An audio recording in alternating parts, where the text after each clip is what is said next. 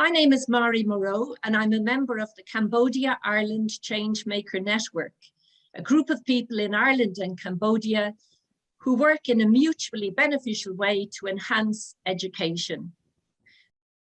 Before we finishing up our conversation today, do you have any last words for the Cambodian and Irish audience that are in the chat room right now before we finishing up this conversation?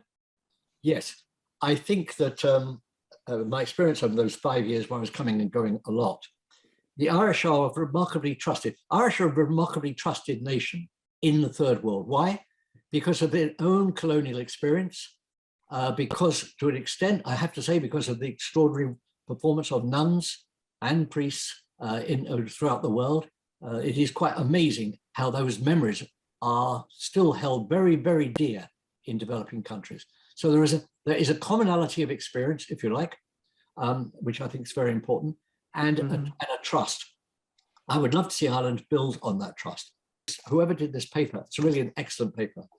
I really congratulate whoever wrote this. It's an excellent briefing. I get a lot of briefings, not many of them are as good as this. Thanks to Cambodia Ireland Changemaker Network for inviting me to moderate this panel today. And the development of Vietnam and some other neighbouring countries has advanced much quicker than that of Cambodia. Yes, that's the feeling, and it's not just the feeling, it's the fact. And one of the reasons that we are lag behind is the education. That's why this group of people and many other are working on improving the education and really want that Irish Aid can come and provide more support to Cambodia to improve the education system. Girls are the ones suffering most, particularly as a result of COVID, and the girls are the ones that are likely to remain at home working or in other tasks rather than going back even to primary education. So I still think that to address the issue of the absence of parity of women and equality of women in society here, the investment needs to be in the area of education. And ensure that women can participate in the education system. I used to watch the film when I was in Ireland, and it's very similar to the Cambodia in the current situation.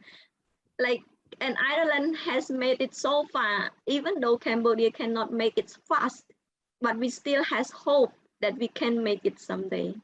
I'm impressed by David Puttnam's remarks about the judicial system and the importance of institutional capacity to tackle development issues as they arise. If you're developing a middle class as part of that development effort, that judicial system and a transparent and human rights-based access to institutions are really important. And I know Cambodia has been criticized for the lack of this. And I think there's a big challenge there to develop those institutions so as to give the political conditions for development over the next decades. Yes, absolutely. I mean, I think we've seen that in Ireland going back 70, 80 years, the importance of institutions bedding down and then being able to have trust in them. And I suppose also the importance when you're looking for investment from outside the country, that they can trust that the institutions are there to ensure that investment is properly made. Okay, hello everyone. My name is Seng. I am a director of Khmer Language School based in Siem Reap. Thank you so much, Maeve. Basically, I originally from Battambang, but somehow I moved to Siem Reap since 2016. So during the 1990, when I was in primary school, basically I was in a fear, like insecure kid, because in my classroom, the teacher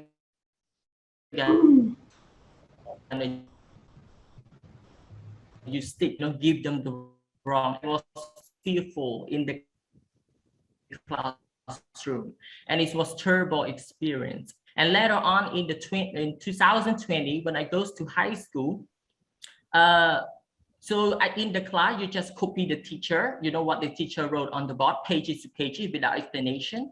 And if you would get the explanation from the teacher, you have to take extra classes. So which means you have to pay those to the teacher so that the teacher can explain you more.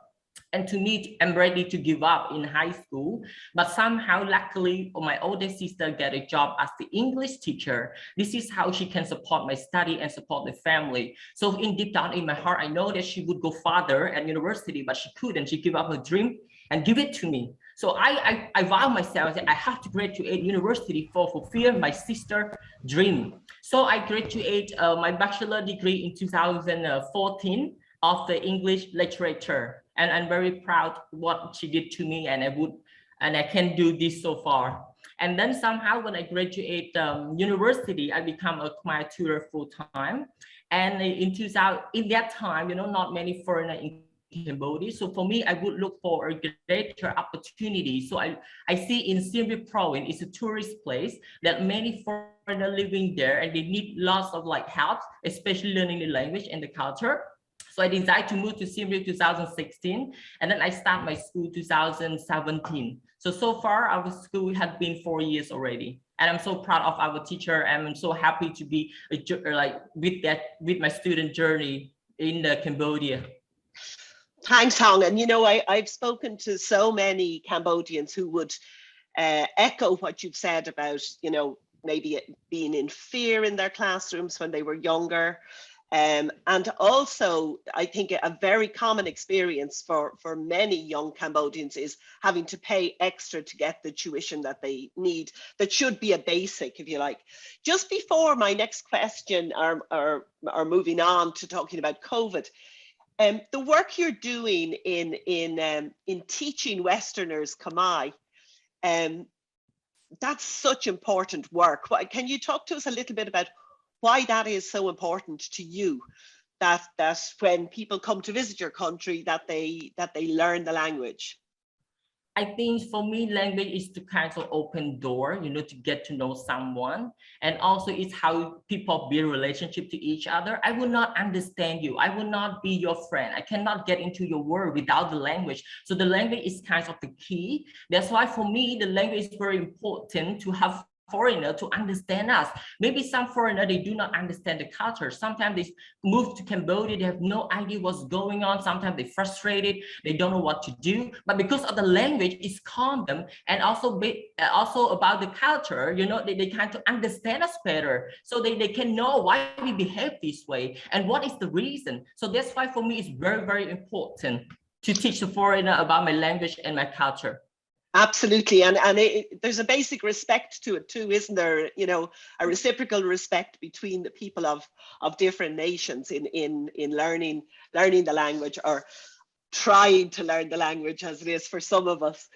I think as I mentioned, when I was in primary school in 1990, I think the teacher is very important. It's a priority. If the teacher can teach the student with the fun environment, with the positive environment, the student can learn. Like me, I was at the bottom in the class, to be honest, because I feel when I have question, I would ask, but I couldn't dare because I'm afraid of the stick, and this is stopped me. That's why I'm ready to give up in high school. But look back, if in my environment study in a primary school would be positive and give me freedom, and the teacher would care for me a little bit, I think I would happy to continue my study. So yeah, I totally agree, the teacher is priority. It's very important. and you're so right. The relationship, teaching is a relationship, and Sure. Having a positive environment and having a bit of fun and feeling secure rather than fearful.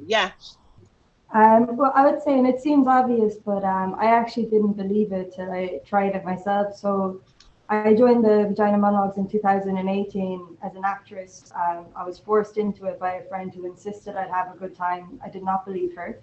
And there's something I'd never seen before, but the power of having a group of women together for a single purpose in a room was incredible. We had 36 women from 20 different countries, Cambodian, all across the world, and it was the first time I ever really understood girl power and what that meant, and what you can see what happens when women come together. So the following year I heard that the production wasn't going to be put on, and I was devastated, and I felt like this has to happen. We need this to happen for the women in the city, for everything. And in the end I decided to put it on myself, if it wasn't going to happen through anyone else. We went further and we turned it into a female empowerment festival. So we took some of the the top psychologists, female psychologists, the top scientists, the top women in business, women in sports, dancers, rappers, break dancers, visual artists, street artists, and we created this big one-day event. And what I really found from it was like the local girls were just so inspired, and it's not really like there's a misconception about Cambodian women that they're shy. They're not shy. They just need a platform. They need to be given a platform to say what they want. And once you provide that platform, they're absolutely unstoppable. So I'm really proud to have been able to provide that platform previously before. And my real goal here is to keep doing projects like this, but to step away from them myself so that it's a Cambodian platform ran by Cambodian women for Cambodian women. And I've just seeded it in its early stages. But yeah, that would, I think, and like one more thing I'd like to add as well, like when we talk about giving women a platform and you see them excel, you see it here. We have a Gaelic football team in Phnom Penh, and it's mostly Cambodian girls, totally shy off the pitch. And then the second you see them get on, the second you give them that venue, they're completely different people. And I think it's the same in the arts. Once you provide the arena, the venue, the people will come, you know. Thanks, Shauna. And I couldn't agree with you more. I have certainly not found Cambodian women to be shy. I know a number of powerhouses. And I think what you were saying there really resonates with what Kimsru was saying earlier about how, you know, women are becoming more empowered in Cambodia, which is a great thing. You know, when Kimsru mentioned how, you know, when she was young, that, you know, every decision that was made had to be run past a man or that, and that's changing. So I think, you know, what you're doing in the arts, you know, is so important. We talked a little bit about similarities between Cambodia and Ireland, and obviously in many ways it's worlds apart. But both have a troubled recent history. Both are blighted by emigration. Both have a troubled relationship with our nearest neighbour. But there's a real opportunity for Ireland. And I don't just mean Irish aid, but Irish citizens to get involved and get active. Because I'd urge everybody on this call, don't think that you can't play a role, because people can. And when aid is given in the right dose, so not tens of millions of aid, but done right, it makes a profound difference to charities, but much more importantly, it makes profound difference to the lives of Cambodians, the Hongs of the world, the Kimsrus of the world. You know, that's the testament to what can work, what does work. So I'd hope that, you know, everybody who was on this call would recognize that. But it's been great. Talk is fabulous, but I always have that quote from Margaret Mead in my head, which is that one that's never doubt that a small group of thoughtful, committed citizens can change the world. Indeed, it is the only thing that ever has. So I would call all of you, everyone who's been on the call today, to action. Like, we all have our spheres of influence. Like, they might seem not important to you. You might think, oh, I have no power whatsoever, but there's always somebody that you can share with. There's somebody that you can convince, somebody that you can discuss these things with. So I would ask you all to please, when we finish the Zoom, you should be redirected to our membership sign up. So please do join the network. It's a really fulfilling group of people, really interested in change, like really creative. We will have the recording of the event available afterwards. It'll be most likely sent to you through the same Zoom communications that you would have gotten the link from. Share it with people, maybe somebody who you think might be interested in it, or even people who you maybe may not be interested in it, but you think this is actually really relevant to what you do. So we'd ask you to spread the word, and then just go and advocate for Cambodia, advocate for development education as a vital part of children's education, advocate for children to learn about the Sustainable Development Goals. And I think this is crucial to me, and I think it's a part of why our network is special, in my opinion. Advocate for that philosophy of solidarity and partnership, that we're no longer in the, like, while there have been great work done in the past by missionaries and charities, that's not where we are any longer. We are global citizens.